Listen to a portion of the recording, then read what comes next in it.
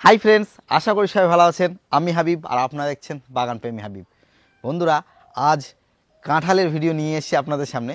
কেন নিয়ে এসেছি আপনারা এই ভিডিওটি স্কিপ না করে পুরোটা দেখতে থাকুন। এটা হাঁসখালি নদিয়া জেলার আর গৌতমদার আমরা একটা সুন্দর চাষ, এখন বলা যায় যে এই সময়ের সেরা একটা চাষ।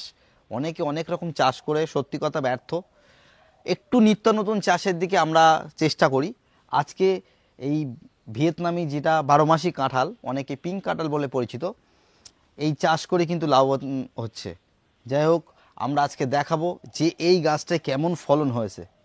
আর 6-7 বছরের গাছ, আর জমিতে অনেক চাষ করা হয়েছে। যাই হোক, ভিডিওটা স্কিপ না করে দেখলে আমি পুরো বিবরণ আজকে দেব যে একটা কাঁঠাল চাষ করলে কেমন লাভ হয় আর কিভাবে চাষ করবেন, কেমন কি পরিচর্যা আছে।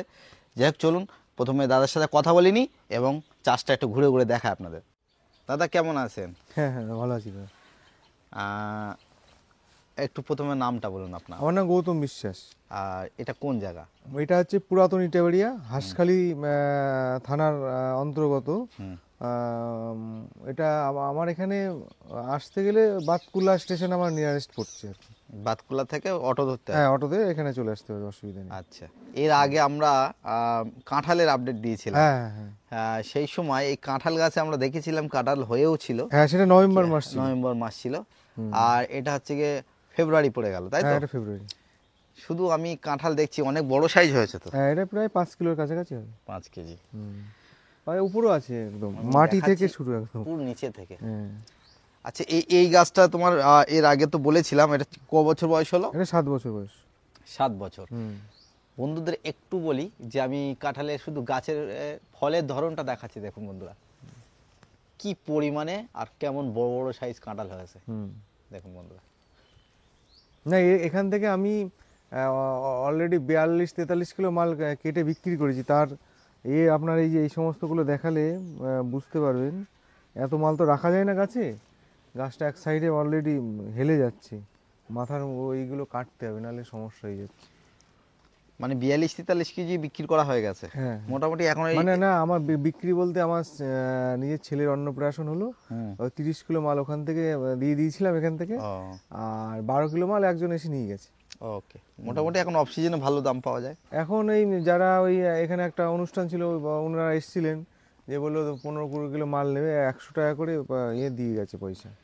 যাই হোক, মোটামুটি এই এই কাঁঠাল আমরা তো দেখবো আরো যে চাষ অনেক করেছো, মানে কেমন উদ্দেশ্য এটা, মানে অ্যাকচুয়ালি দেখেন, আমরা তো সেই ধান পাট বা অন্যান্য জিনিস নিয়ে পড়ে আছি, তো নতুন একটা কিছু করার আমাদের একটু শখ।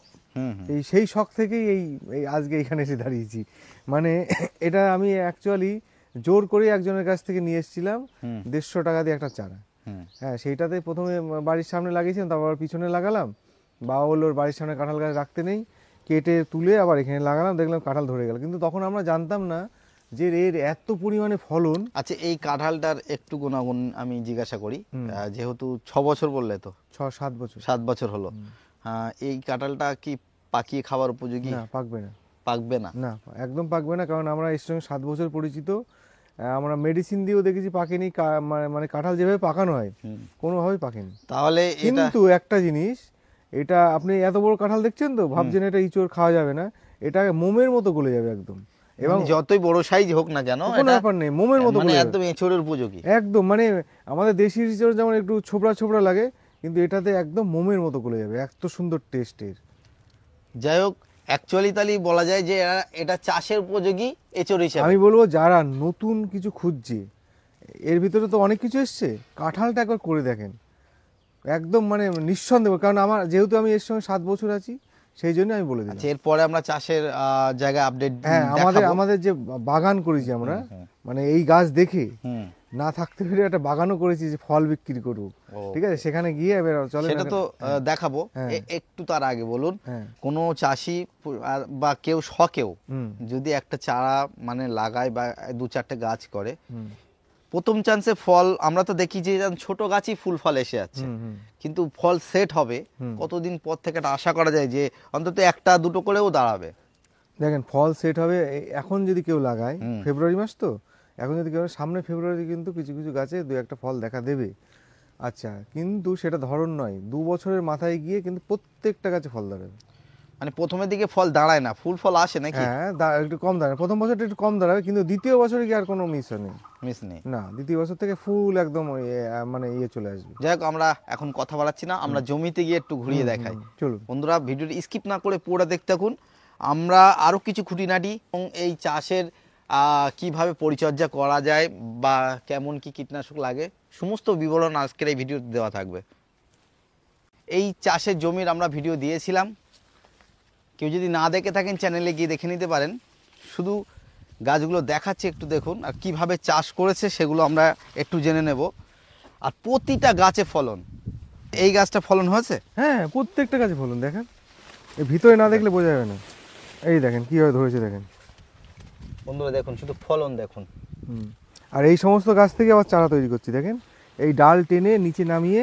জোর কলম হয়? হ্যাঁ, জোর কলম, সমস্ত জোর কলম। এখানে চারা রেট হচ্ছে না? হ্যাঁ, কারণ হচ্ছে মানে কোনো রকম যাতে ডুপ্লিকেট নাই। মানে অনেকে তো নার্সারিতে গিয়ে চারা কিনে আনে, তারা রেডি চারা কোথাও থেকে বা এনে, বা আপনারা যে অরিজিনাল পাচ্ছেন সেটা দেখবেন কি করে? আমি বলছি আমার কাছে চারা নেওয়ার আগে আগে আমার বাগান ভিজিট করুন, দেখুন আমি কীভাবে চারা তৈরি করছি, তারপরে যদি ভালো লাগে এসে নিয়ে যাবেন। আবার যেহেতু যে একটা ফলন্ত গাছের থেকে, হ্যাঁ, একদম ফলন্ত গাছ, মানে একদম ছোট গাছ থেকে তো বানানো ঠিক না। এই দেখুন এই সমস্ত এই গাছটা দিয়ে বানালে সেটা তো আমি এই গাছটাতে বানালে কিছু বানাতে পারতাম, বানাইনি, কিন্তু আমি এই গাছ থেকে বানাচ্ছি। দেখেন এই যে ডাল টেনে নিয়ে এসে, এটাতে খরচ আমার অনেক বেশি, তবুও যাতে চাষি না ঠকে সেরকম একটা ব্যবস্থা করার চেষ্টা করেছি আমি আমার মতো। ঠিক আছে, আমরা কিছু গাছের ফলন একটু দেখি। হ্যাঁ, আসেন।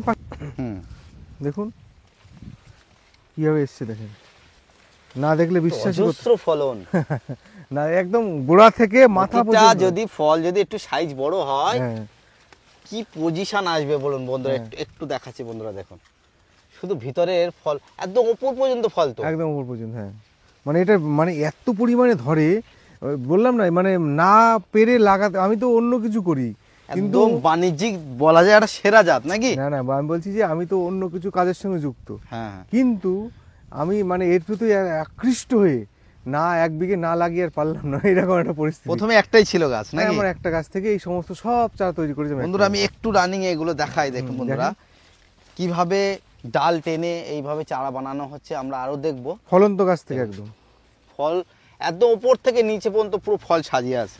পুরো ভিতরে না দেখলে বোঝা যাবে না। অ্যাকচুয়ালি কাঁঠাল তো কাণ্ডেতে হয়।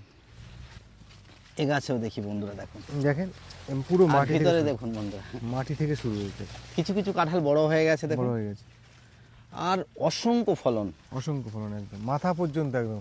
এটা দেখেন এই যে কোথায় ধরেছে কাঁঠাল, কোথায় ধরেছে, বাইরেও ধরেছে একদম। একটু বলুন, মোটামুটি ধরেন এই একটা গাছ লাগানো হয়েছে, আবার অনেকে বাড়ি ড্রামেও করে, একটু পরিচর্যা সামান্য, যে গাছের কোনো পরিচর্যা এক্সট্রা কি লাগে? পরিচর্যা তেমন কিছু লাগে না গাছে। হ্যাঁ, এখন দেখছেন পাতা মানে পুরো চকচকে একদম, কোনো ক্লিয়ার, কোনো ওষুধ দেওয়া নেই। পটলে যখন আমরা ওষুধ দিই, হালকা পাতলা ওষুধ পরে এতে, তাতেই হয়ে যায়। আর শুধু একটা জিনিস খেয়াল রাখবেন, কোনো নিচু জমিতে কিন্তু কাঁঠাল চাষ হয় না। এটা আমি বারবার বলে দিচ্ছি, মানে কোনো জল জমা জমিতে চলবে না, হবে না। এটা কিন্তু শুধু ওই দেখা যাচ্ছে অনেকে ইয়েতে পড়ে লাগিয়ে ফেললো, কিন্তু লস খেয়ে যাবে। উঁচু জমি ছাড়া কাঁঠাল চাষ হয় না, এটা আমি আপনাকে প্রথম বললাম। দ্বিতীয়ত, কাঁঠালে খুব একটা বেশি পরিচর্যা লাগে না। পোকামাকড়ের তেমন উপদ্রব হয়। একটা জিনিস করতে হবে, সেটা হচ্ছে যখন কাঁঠালের মুচি আসবে, যা ফলটা আসবে, তখন এই কচি ফলে পোকা ছিদ্র করে, তখন কিছু কীটনাশক ইউজ করতে হয় যাতে পোকার ছিদ্র না করে, ব্যাস এইটুকু, আর কিছু পরিচর্যা নেই। খাবার টাবার কিছু? খাবার খুব বেশি লাগে না। আর জমিতে চাষ করলে আপনি কেমন ভাবে খাবার দেন বা কি বৃত্তান্ত? এই পটলে যা সার মাটি পড়ে ওতেই আমার হয়ে যায়। কেউ যদি সিঙ্গেলই ধরে না, 5টা গাছ কি 10টা গাছ করলো, সিঙ্গেল যদি করে কিছু ওই 10-26 ইউজ করবেন, আর গোবর সার, আর তার বাইরে কিছু দেওয়া লাগবে না। মোটামুটি তাহলে ফলন 2 বছর থেকে শিওর ভালো পাওয়া যাবে। আমার এই গাছের বয়স আজকে 20 মাস। হ্যাঁ, আপনি দেখেন প্রত্যেকটা, এই যে আপনার পাশে একটু অন্য গাছগুলো দেখায়, আমার পিছনে গাছ বাদ দিয়ে বন্ধুরা দেখুন 20 মাসে গাছের কেমন হেলথ গুলো দেখুন বন্ধুরা। আচ্ছা, এই গাছ, এই ভিতরগুলো না দেখলে বোঝা যাবে না কি পরিমাণে ফল এর ধরে, কি পরিমাণে ফল ধরে বোঝা যাবে না। প্রচুর পরিমাণে ফল ধরন বন্ধুরা দেখুন। আর ফল ড্রপ ব্যাপারে না, ড্রপ তেমন হয় না। দেখেন না, ওই উপর পর্যন্ত, ওই দেখেন ওই যে কাঁঠাল ধরে গেছে উপর পর্যন্ত, একদম রোদে হয়তো সব দেখাতে পাচ্ছি না বন্ধুরা, দেখুন যাই হোক, এবার বলুন যে এর চারা তো রেডি করছেন দেখলাম, মোটাই যে একদম ছোট চারা নাকি একটু কেউ যদি বড় সাইজ চারা চায়? হ্যাঁ, সব রকমই আছে আমার কাছে মোটামুটি। বড় চারা বলতে ওই 1 বছরের পূরণ হবে, তার থেকে বড় চারা পাওয়া। আচ্ছা, এর কেমন দাম নেয়? দামটা বলা ঠিক না, অনেকেই তো ব্যবসা করছে। পরে আমার কাছে আসলে যেটা আমার মাদার গাছ থেকে তৈরি, আর আশা করি অন্যান্য থেকে কমই পেয়ে যাবে। সেটা কেউ যদি ফোন করে কিছু গাছ নেয়, হ্যাঁ, ফোন করে ফোনে কথা বলে নেবে, অসুবিধা নেই। তাহলে বলে দেবো দাম? হ্যাঁ, অবশ্যই বলে দেবো। ঠিক আছে, ঠিক আছে। আচ্ছা, একটু কন্ট্যাক্ট নাম্বারটা দেন, কেউ যদি যোগাযোগ করে। হ্যাঁ, আমার কন্ট্যাক্ট নাম্বার হচ্ছে 98361367। এটাতে হোয়াটসঅ্যাপ বা কল দুটোই করতে পারেন, কোনো অসুবিধা নেই। আর কুরিয়ার বা তেমন কোনো সিস্টেম আছে? কেউ যদি দূর কোরিয়ার থেকে গাছ কেউ নেয়? যদি বেশি নেয় অবশ্যই কোরিয়ার করে দিই। বেশি বলতে কত পিসের? বেশি মানে 20 পিস মিনিমাম নিতেই হবে। 20 পিস মিনিমাম নিতে হ্যাঁ। হবে। আবার অনেকে, যেমন পরশুদিন এক ভদ্রলোক মাস্টারমশাই, উনি বললেন যে আমার স্কুলে 2টো গাছ লাগাবো। আমি বললাম শুধু কোরিয়ার চার্জ দেবেন, আমি আপনার পাঠিয়ে দেবো, অসুবিধা নেই। ওটা মানবতা হ্যাঁ, নাকি? ওটা মিদনাপুরের এক ভদ্রলোক পাঠিয়ে দিয়েছে, ওটা পাঠিয়ে দিয়েছেন। যা 20 পিসের উপরে নিলে কুরিয়ার করা হ্যাঁ যাবে কোরিয়ার নাকি? করে দিই।